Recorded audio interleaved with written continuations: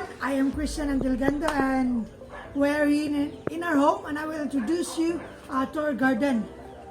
So these are the plants that we have at home, and these are mainly ornamental plants or the plants that we use especially for decoration or for landscaping. So they provide beauty in the surrounding. So these are the plant stand that we made at home, including this one, because as we can see, we can really save some money if we work for it personally rather than having someone work for you. So before proceeding, I will introduce you to the tools that we need for our gardening, because you can just simply use your hands for anything. We need tools and maybe some equipment for our gardening. So this is to provide convenience for us as the gardener. So these are the tools that we need for gardening. So early morning is very, the sun is shining and sometimes it will hurt our skin. So that's why I wear a sweater, so for protection for our body.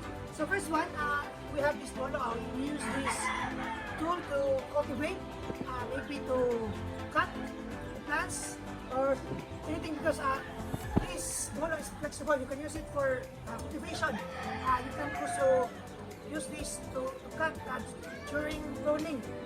So as you can see, there is a water hose.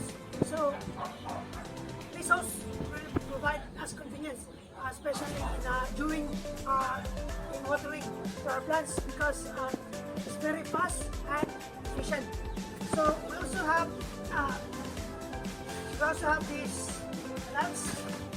It specializes in protection for our hands, because you never know sa atong pag-gardening, no, may mga lansang, may mga butilya na butilya ng mga buak nga kasama na atong kamot. So maayo jud nga gamit ta og protection. So we also have this watering pot. It's obviously used for watering the plants, no? Aside from the hose, we use this watering pot for portability, because the length of this hose is very limited. So we will use this pot for the plants that we can reach when we are watering using the hose. So we also have the scissor. So this is used for pruning, cutting the dead leaves and removing unwanted nga mga butang atong makitaan diri sa atong mga tanom. So we also have this trowel. So we use this especially for getting for fertilizers. We can also use this for cultivating plants. So no, this is also efficient and lighter than bolo, but we can use this for cutting, so anything. And lastly, we have this plastic crate, because later on we will use this when we're getting fertilizers, when we will transfer it to the plants. So let's start. The first step that we will be doing is weeding. So when we say weeding, we will be removing the unwanted plants present in our plants. So these plants are sucking away the nutrients in the plants, so it will cause unhealthiness in our plants.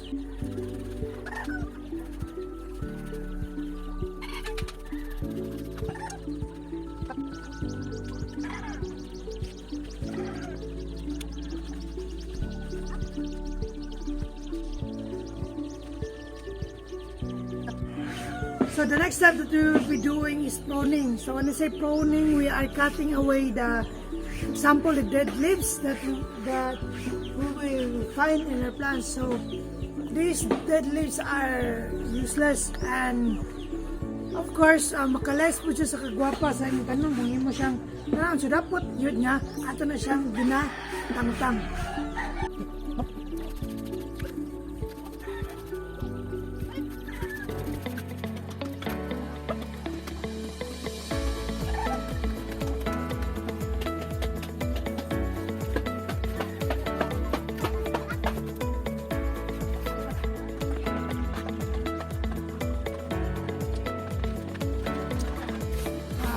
also to remind you that on every step that we are doing, we are using the appropriate tool that we need. We can just use, for example, we can use scissor during our for our cultivation. We will need to use trowel. So for the next step, we will be using this trowel for cultivation.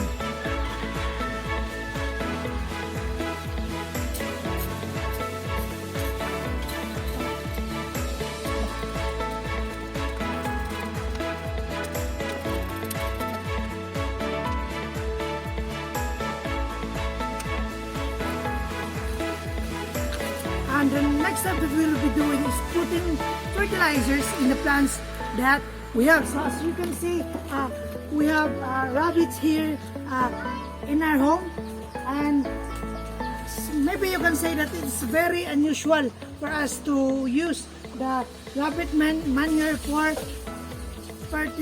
as a fertilizers for the plants.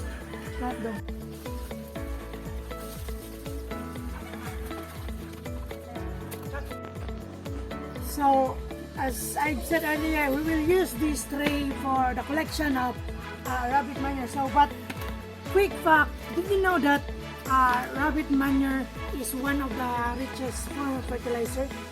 So, it is very rich in phosphorus and nitrogen and other nutrients that the plants highly need. So, it is also very good fertilizer because the manure of rabbit is dry and odorless, so we can directly use it for the plants. So there is less threat here when we are using this manure as a fertilizer compared to the other animals.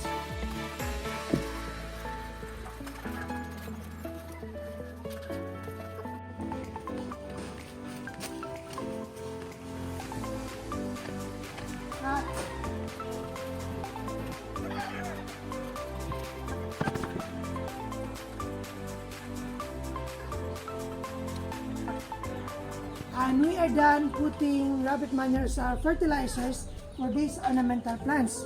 And to move on, we will now water the plants.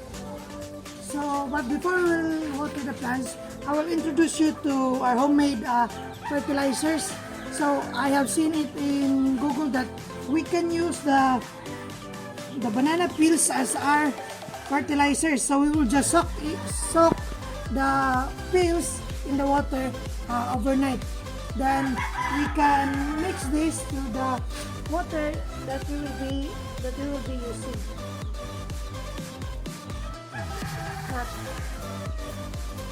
So we are now ready to water our plants.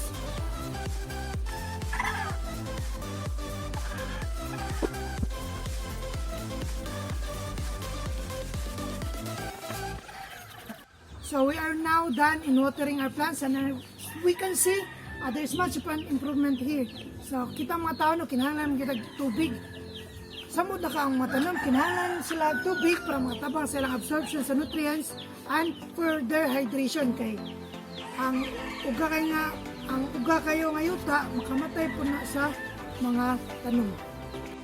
So we are now done in the things that we have to do today, and I hope you have something to learn. No, makita na dyan yung mga improvement ang atong mga tanom during dapita. So last year, March 2020, if I'm not mistaken, nagsugod ang lockdown, and almost everything that we do for everyday na delay and na-close ang work, na-stop, mga pambuhaton ng eskwela, na-stop. Then ang mga lingaw sa mga inahan, ang mga lingaw sa mga amahan kay ang pagtanom. So na-observe mang gulo ng treno, nauso ang term nga plantito. So mga ginikana na hilig na gadog tanom. So actually, ang kanina mga tanom ni sa akmamag, grabe yung ginaguan for how many months na pila ang kanina collection, nantod nga natapok niya. Then one thing I observe nga, usos pinaka-importante nga nahatag sa pagtanom kay ang pag-improve sa mental health sa matag usa. So as we know no nga, ang ornamental plants are used for beautifying a certain place. So usa na sa akong nakita nga importance why we plant these ornamental plants to beautify the surroundings.